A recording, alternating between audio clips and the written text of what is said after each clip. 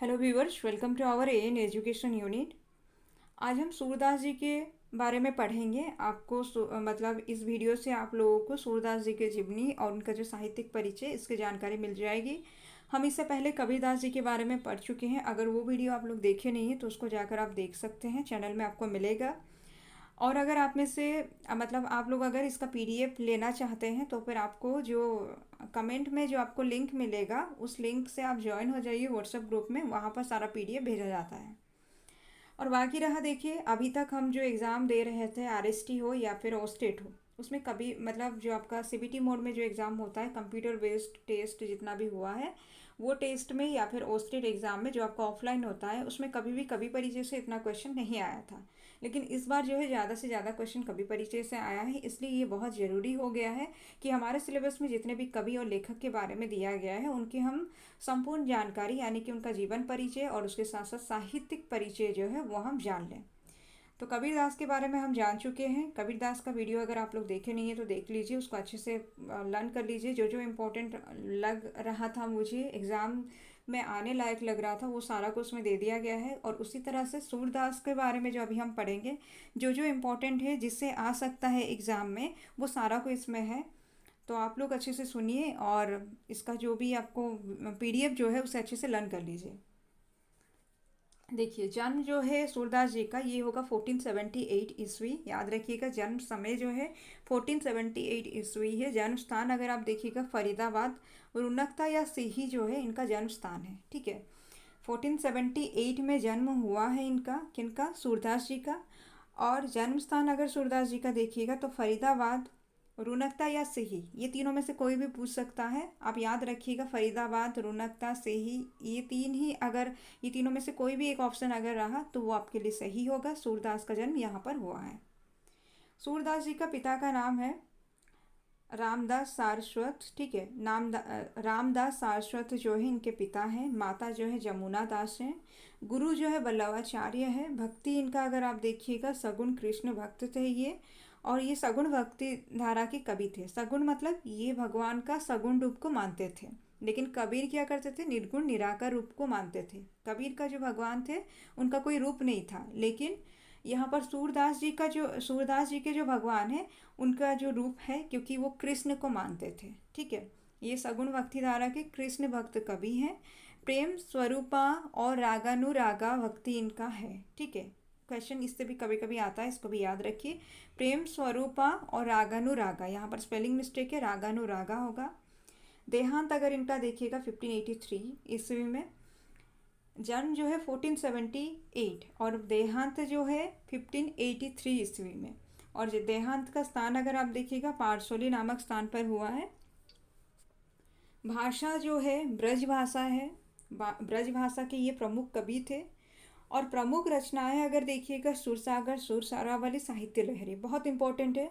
आपका ये सबसे क्वेश्चन बनेगा, जैसे कि इनकी भाषा पूछा जा सकता है तो ब्रज भाषा है। और रचना सुरसागर, सुरसारावली, साहित्य लहरी, स से शुरू है तीनों, याद रखिएगा, बहुत इंपॉर्टेंट है। इस बार भी आरएसटी का एग्जाम में ये क्वेश्चन आया था कि सुरसागर, सुरसारावली, साहित्य लहरी के साथ और भी एक ऑप्शन था और वहाँ पूछा गया था कि कौन सा सूरदास जी का रचना नहीं है। हिंदी के भक्ति काल के महान कवि थे। हिंदी साहित्य में भगवान श्री कृष्ण के अनन्य उपासक और ब्रज भाषा के श्रेष्ठ कवि महात्मा सूरदास हिंदी साहित्य के सूर्य माने जाते हैं। अब इसे देखिए कितना सारा क्वेश्चन आएगा। इस बार का आरएसटी में जो क्वेश्चन आया है उसमें बहुत इजी इजी क्वेश्चन भी दिया गया था, तो उस तरह से इजी इजी क्वेश्चन भी आपका आएगा। जैसे कि वो किस काल के कवि थे, तो आप याद रखिएगा भक्ति काल। श्री कृष्ण के अनन्य उपासक थे। किसके उपासक थे? श्री कृष्ण के अनन्य उपासक थे। ब्रज भाषा के श्रेष्ठ कवि थे। ठीक है, इनकी भाषा जो है ब्रज है और ब्रज भाषा के श्रेष्ठ कवि है कौन? सूरदास। साहित्य के सूर्य माने जाते हैं। इनको क्या बोला जाता है? साहित्य के सूर्य बोला जाता है। क्वेश्चन ये आएगा, हिंदी साहित्य के इतिहास में साहित्य के सूर्य किसको माना गया है? तो वहाँ पर क्या हो जाएगा आपका आंसर? सूरदास होगा। बहुत इंपॉर्टेंट है, याद रखिए। श्री कृष्ण का मानने वाले थे सूरदास, कृष्ण भक्त थे ये। ब्रज भाषा इनकी काव्य भाषा है। साहित्य के सूर्य ये माने जाते हैं। भक्ति काल के ये कवि हैं। और इनके गुरु कौन है? बल्लवाचार्य हैं। बहुत इंपॉर्टेंट है, याद रखिएगा, ये सब बहुत इंपॉर्टेंट है। लेकिन इसके साथ साथ एक चीज़ याद रखिए, कृष्ण भक्त कवि थे कौन? सूरदास। लेकिन कृष्ण गीतावली लिखे थे कौन? तुलसीदास। ये क्वेश्चन भी आया था आपका आरएसटी में, याद रखिएगा। आप लोग कृष्ण के बारे में जब आप इसको पढ़ते हैं तो क्वेश्चन में जब कृष्ण गीतावली आ जाएगा, वहाँ पर अगर सूरदास ऑप्शन में रहता है तो आप लोग बहुत सारे बच्चे क्या करेंगे? सूरदास को टिक कर देंगे कि कृष्ण गीतावली सूरदास ने लिखा है, क्योंकि कृष्ण भक्त थे तो सूरदास। तो इस चीज़ के लिए इसको ध्यान में रखिए, इसको नोट कर लीजिए कि तुलसीदास जो है उनकी रचना है कृष्ण गीतावली। ठीक है, तुलसीदास जो राम भक्त कवि हैं, लेकिन फिर भी उन्होंने लिखा है कृष्ण पर आधारित एक रचना जो है कृष्ण गीतावली। तो कृष्ण गीतावली अगर एग्जाम में आए, आप लोग गलती से भी सूरदास नहीं कीजिएगा। वे मथुरा के बीच गऊ घाट पर आकर रहने लगे थे। सूरदास के पिता रामदास सारस्वत प्रसिद्ध गायक थे। तो रामदास सारस्वत जो है सूरदास जी के पिता, वो प्रसिद्ध गायक थे और मथुरा के बीच गऊ घाट पर आकर रहने लगे थे कौन? सूरदास जी। सूरदास के जन्मांध होने के विषय में अनेक भ्रांतियां हैं, तो ये भी याद रखिएगा। सूरदास जन्मांध थे, ठीक है। इनके बारे में बहुत सारे ऐसी तथ्य उपलब्ध है जिससे ये पता चलता है कि सूरदास जी जो है जन्मांध थे, यानी कि जन्म से अंधे थे। प्रारंभ में सूरदास आगरा के समीप गौघाट पर रहते थे, वहीं उनकी भेंट श्री वल्लभाचार्य से हुई और वे उनके शिष्य बन गए। तो देखिए, वल्लभाचार्य से भेंट कहाँ पर हुई? आगरा के समीप गौघाट पर वो रहते थे, वहीं उनकी भेंट जो है श्री वल्लभाचार्य से हुई और वे उनके शिष्य बन गए। कौन? सूरदास जी। तो सूरदास जी के गुरु अगर पूछा जाए तो श्री वल्लभाचार्य है, क्योंकि यहाँ दिया गया है कि वे जब मिले वल्लभाचार्य से तो उनके शिष्य बन गए। और कहाँ मिले थे? आगरा के समीप गौ घाट पर मिले थे सूरदास। वल्लभाचार्य ने उनको पुष्टि मार्ग में दीक्षित करके कृष्ण लीला की पद गाने का आदेश दिया या उपदेश दिया, यहाँ पर उपदेश ज़्यादा सही होगा। तो वल्लभाचार्य ने उनको पुष्टि मार्ग में दीक्षित करके कृष्ण लीला के पद गाने का उपदेश दिया। तो यहाँ देखिए, पुष्टि मार्ग में दीक्षित करने वाले कौन थे? वल्लभाचार्य थे। वल्लभाचार्य ने सूरदास जी को पुष्टि मार्ग में दीक्षित कर लिया था। और एक चीज़ याद रखिए, अगर दीक्षा गुरु एग्जाम में आता है तो वल्लभाचार्य आंसर होगा। क्वेश्चन में इस तरह से भी आता है कि सूरदास जी का दीक्षा गुरु कौन है। ठीक है, सूरदास जी के दीक्षा गुरु कौन है, इस तरह से क्वेश्चन आएगा तो आप वहाँ लिखिएगा वल्लभाचार्य हैं। और यहाँ पर एक चीज़ याद रखिए, पुष्टि मार्ग में ये दीक्षित हुए थे और कृष्ण लीला के पद गाने के लिए इनको उपदेश देने वाले कौन थे? वल्लभाचार्य थे। मतलब इन्हीं से प्रेरित होकर वो कृष्ण लीला के पद जो है गाने लगे थे। कौन? सूरदास जी।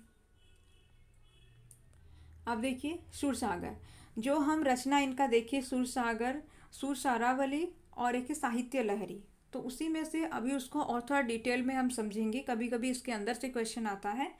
सूरसागर देखिए, श्रीमद् भागवत के आधार पर सूरसागर में 1.25 लाख पद थे। तो श्रीमद् भागवत के आधार पर सूरसागर में 1.25 लाख पद थे, यानी कि श्रीमद् भागवत के आधार पर हमें ये जानकारी मिली है कि सूरसागर में 1.25 लाख पद थे।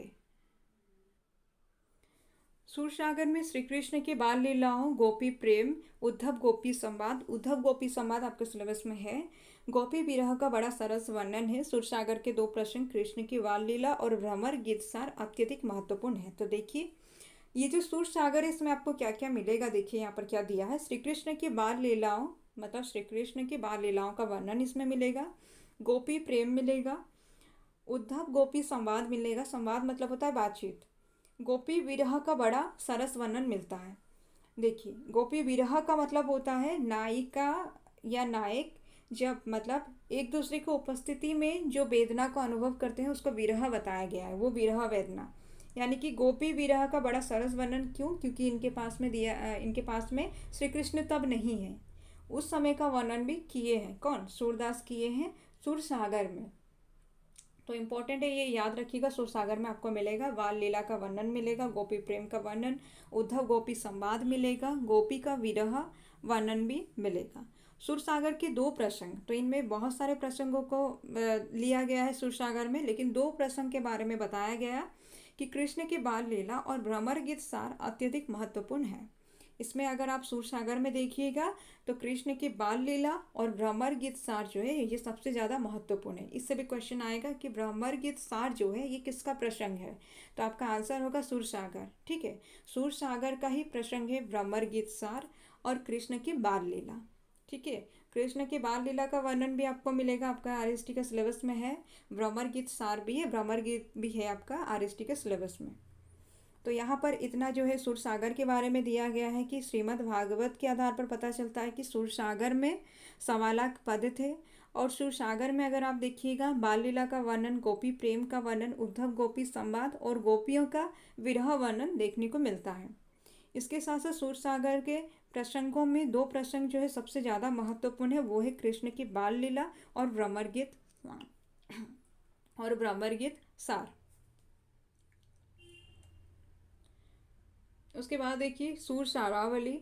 सूरसारावली क्या है, इसे सूरसागर का सार भाग कहा जाता है। तो ये इंपॉर्टेंट है, क्वेश्चन आपका आएगा कि सूरसागर का सार भाग किसको कहा जाता है, तो वहाँ पर आप आंसर बनाइएगा सूरसारावली। ठीक है, तो सूरसागर का सार भाग कहा जाता है सूरसारावली को। ये संपूर्ण ग्रंथ एक बृहद होली गीत के रूप में रचित है। तो आपसे ये भी पूछा जाएगा एक बृहद होली गीत के रूप में कौन क्या रचित है, तो वहाँ पर आपका आंसर बनेगा सूरसारावली। ठीक है, ये संपूर्ण ग्रंथ एक बृहद होली गीत के रूप में रचित है। इसका रचनाकाल संवत 1602 निश्चित किया गया है। सूरसारावली में कवि ने कृष्ण विषयक जिन कथात्मक और सेवापरक पदों का गान किया, उन्हीं के सार रूप में उन्होंने सारावली की रचना की। तो यहाँ पर दिया गया है, इसका समय अगर आप देखिएगा 1602 है इसका समय।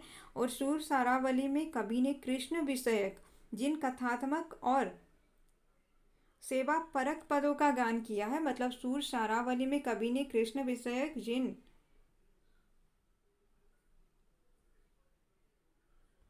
देखिए यहाँ पर जो दिया है सूरसारावली, ये सूरसागर होगा। ठीक है, सूरसागर में कवि ने कृष्ण विषयक जिन कथात्मक और सेवापरक पदों का गान किया, उन्हीं के सार रूप में उन्होंने सारावली की रचना की। ठीक है, ये लाइन याद रखिएगा। इसलिए मैं हमेशा कहती हूँ कि वीडियो को पहले देखिए फिर उसके बाद पीडीएफ से पढ़िए, क्योंकि पीडीएफ में जो भी मिस्टेक रहता है वो आपका करेक्शन हो जाता है वीडियो में।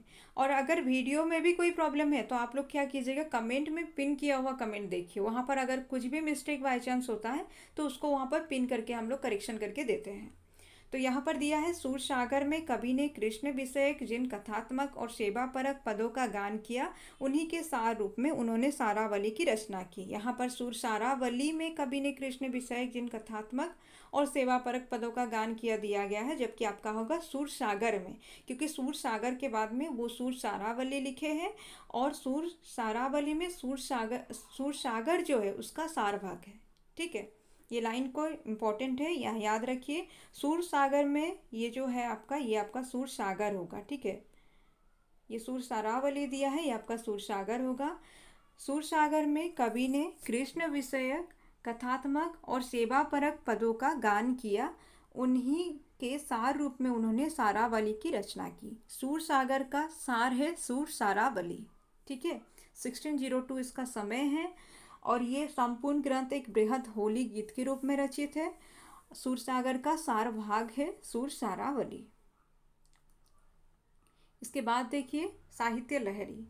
साहित्य लहरी क्या है ना, साहित्य लहरी 118 पदों की एक लघु रचना है। ठीक है, ये एक लघु रचना है, मतलब एक छोटी सी रचना है। साहित्य लहरी 118 पदों की एक लघु रचना है। इसके अंतिम पद में सूरदास का वंश वृक्ष दिया है, जिसके अनुसार इनका नाम सूरजदास है और वे चंद्रवरदाई के वंशज सिद्ध होते हैं। तो यहाँ पर क्या बताया गया कि साहित्य लहरी जो है 118 पदों की एक लघु रचना है। इसके अंतिम पद में सूरदास का वंश वृक्ष दिया है, मतलब सूरदास का वंश के बारे में दिया है, सूरदास का वंश के बारे में जो दिया है उसके बारे में यहाँ पर है, जिसके अनुसार इनका नाम सूरजदास है। ठीक है, यही साहित्य लहरी का अंतिम पद में ये बताया गया है कि सूरदास का नाम जो है सूरजदास है। वे चंद्रवरदाई के वंशज सिद्ध होते हैं। ठीक है, चंद्रवरदाई के वंशज सिद्ध होते हैं। पृथ्वीराज चौहान के दरबारी कवि थे चंद्रवरदाई, जिनका बहुत ही महत्वपूर्ण रचना है। क्या है, चंद्रवरदाई का एक महत्वपूर्ण रचना है, वो आप लोग मुझे बताइएगा, बहुत इंपॉर्टेंट रचना है वो। इस कृति का रचनाकाल स्वयं कवि ने दे दिया है, जिससे यह 1607 विक्रमी संवत में रचित सिद्ध होती है। तो ये साहित्य लहरी का समय है 1607। और इसी का अंतिम पद में पता चलता है कि सूरदास का जो नाम है सूरजदास है और वे चंद्रवरदाई के वंशज सिद्ध होते हैं। रस की दृष्टि से यह ग्रंथ विशुद्ध श्रृंगार की कोटि में आता है। तो रस की दृष्टि से ये ग्रंथ जो है ये विशुद्ध श्रृंगार की कोटि में आता है। याद रखिएगा, रस की दृष्टि से ये ग्रंथ जो है विशुद्ध श्रृंगार की कोटि में आता है। अब हमेशा पूछे जाने वाले कुछ तथ्य इसमें दिया गया है जो बहुत इंपॉर्टेंट है। यह देखिए, सबसे पहले अकबर के समकालीन कवि थे सूरदास जी। ठीक है, कभी कभी क्वेश्चन आता है कि सूरदास जी किसके समकालीन कवि थे, तो वहाँ पर आपका आंसर होगा अकबर के समकालीन कवि थे सूरदास। सख्य भाव की भक्ति, इनकी भक्ति जो है सख्य भाव की भक्ति, मतलब ये कृष्ण को अपना सखा मानकर उनका भक्ति करते थे। सखा मानकर यानी कि दोस्त मानकर। वल्लभाचार्य के संपर्क में आने से पहले दास्य भाव से कृष्ण का भक्ति करते थे। तो वल्लभाचार्य के संपर्क में आने के बाद में इनकी जो भक्ति जो है वो सख्य भाव की हो गई। उससे पहले किस तरह से, उससे पहले वो क्या करते थे, दास्य भाव से भक्ति करते थे। दास्य भाव मतलब श्री कृष्ण का दास बनकर भक्ति करते थे श्री कृष्ण का। लेकिन वल्लभाचार्य से मिलने के बाद क्या हुआ, श्री कृष्ण के सखा के रूप में, ठीक है, वो उनके ऊपर में रचना करते थे, उनका भक्ति करते थे, उनको श्री कृष्ण को अपना दोस्त मानकर उनका भक्ति करते थे। मुक्तक शैली में लिखते थे। प्रबंधात्मकता देखने को मिलता है, ये दो विशेषता है, याद रखिएगा। प्रबंधात्मकता भी इनके काव्य में देखने को मिलता है और मुक्तक शैली भी देखने को मिलता है। इनके पदों को लीला पद भी कहा जाता है। तो याद रखिएगा, सूरदास जी के पदों को लीला पद भी कहा जाता है। वात्सल्य रस के ये सम्राट थे। इस बार क्वेश्चन आया था कि सूरदास जी किस रस के सम्राट थे, तो याद रखिएगा वात्सल्य रस के सम्राट। वात्सल्य रस का मतलब होता है, मतलब एक माता का अपने पुत्र के प्रति जो प्रेम होता है वो वात्सल्य रस होता है उसमें। ठीक है, तो ये वात्सल्य रस के सम्राट थे। श्रृंगार और वात्सल्य रस के प्रमुख कवि हैं। इनमें इनका रचना में आप देखिएगा तो उसमें श्रृंगार वर्णन भी मिलेगा और वात्सल्य का वर्णन भी मिलेगा। हिंदी साहित्य गगन के सूर्य, भक्ति मार्ग का सूर्य भी बोला जाता है। देखिए, ये हिंदी साहित्य गगन के सूर्य थे और इनको कुछ जगह पर भक्ति मार्ग का सूर्य भी बोला गया है। तो बहुत ही इंपॉर्टेंट है। भक्ति मार्ग का सूर्य कौन है, सूरदास जी हैं। हिंदी साहित्य गगन के सूर्य कौन है, वो भी सूरदास जी ही हैं। विश्व के सर्वाधिक पद्यों के रचना करने वाले पहला साहित्यकार। तो देखिए, पूरे विश्व के सर्वाधिक पद्यों के रचना करने वाले पहला साहित्यकार कौन है, सूरदास जी हैं। सर्वाधिक पद्यों के रचना करने वाले पहला साहित्यकार जो है वो सूरदास जी हैं। पुष्टि मार्ग का जहाज इन्हीं को बोला गया है, बहुत इंपॉर्टेंट है। पुष्टि मार्ग का जहाज कौन है, यही है। और पुष्टि मार्ग का सर्वश्रेष्ठ कवि जो है, अष्टछाप का सर्वश्रेष्ठ कवि जो है ये भी सूरदास जी है। ये इंपॉर्टेंट है, याद रखिएगा। अष्टछाप के सर्वश्रेष्ठ कवि सूरदास जी हैं। इस बार भी एग्जाम में आया था अष्टछाप के सर्वश्रेष्ठ कवि कौन है। वहाँ पर वल्लभाचार्य ऑप्शन होगा, विठलनाथ ऑप्शन होगा, बहुत सारा ऑप्शन हो सकता है जिससे आप लोग कंफ्यूज हो जाइएगा। लेकिन याद रखिएगा, अष्टछाप के सर्वश्रेष्ठ कवि जो है सूरदास जी हैं। पुष्टि मार्ग का जहाज भी इनको बोला गया है। इनकी मृत्यु पर वल्लभ संप्रदाय के प्रवर्तक श्री विठलनाथ ने कहा। तो वल्लभ संप्रदाय के प्रवर्तक कौन थे, श्री विठलनाथ थे। और उन्होंने क्या कहा, विठलनाथ ने कहा था सूरदास जी की मृत्यु पर, पुष्टि मार्ग का जहाज जात है सो जाको कछु लेना हो सो लेयू। ये बहुत इंपॉर्टेंट है, याद रखिएगा। पुष्टि मार्ग का जहाज जात है सो जाको कछु लेना हो सो लेयू। इससे क्वेश्चन ये भी आता है ये कौन बोले थे, तो ये बोलने वाले थे विठलनाथ। विठलनाथ का ये कथन है। लेकिन ये किसके बारे में बोला गया है, सूरदास जी की मृत्यु पर बोला गया है कि पुष्टि मार्ग का जहाज जात है सो जाको कछु लेना हो सो लेयू। ठीक है, सूरदास के मृत्यु पर विठलनाथ ये कहते हैं। सूरदास की उपाधि वल्लभाचार्य से मिला था। इनको सूरदास की उपाधि जो है ये वल्लभाचार्य, इनके जो दीक्षा गुरु हैं उनसे मिला था। सूरसागर के प्रथम स्कंद में बाल गीत तथा विनय के पद भी इसी में मिलेंगे। तो क्या बोला गया है, यहाँ पर बताया गया कि सूरसागर के प्रथम स्कंद में बाल लीला और विनय के पद मिलेंगे। ठीक है, ये इंपॉर्टेंट है, याद रखिएगा। सूरसागर के प्रथम स्कंद में बाल लीला और विनय के पद मिलेंगे। सूरदास के भक्ति का मेरुदंड पुष्टि मार्ग है। अब एंड में जो बताया गया आपको, ये लास्ट है आपका कि सूरदास के भक्ति का मेरुदंड जो है पुष्टि मार्ग है। ठीक है, सूरदास जी का भक्ति का मेरुदंड पुष्टि मार्ग को माना गया है। तो यहाँ तक था सूरदास जी के बारे में। उम्मीद है आप लोगों को समझ में आया होगा। कहीं पर कोई डाउट रहता है तो मुझे कमेंट करके पूछ सकते हैं। अगर आपको पीडीएफ चाहिए तो आप लोगों को एक लिंक मिल जाएगा आपको कमेंट में, उसके थ्रू आप लोग जो 2024 का जो आरएसटी का ग्रुप है उसमें आप लोग ज्वाइन हो सकते हैं। जैसे भी हो जो भी हो, टाइम वेस्ट नहीं कीजिए, पढ़ते जाइए, क्योंकि आगे जो है आप लोगों को बहुत मेहनत करके पोस्ट लेना है, ऐसे ही आसानी से पोस्ट नहीं मिलने वाला। चैनल पर अगर नए हैं तो चैनल को सब्सक्राइब कीजिए, शेयर कीजिए।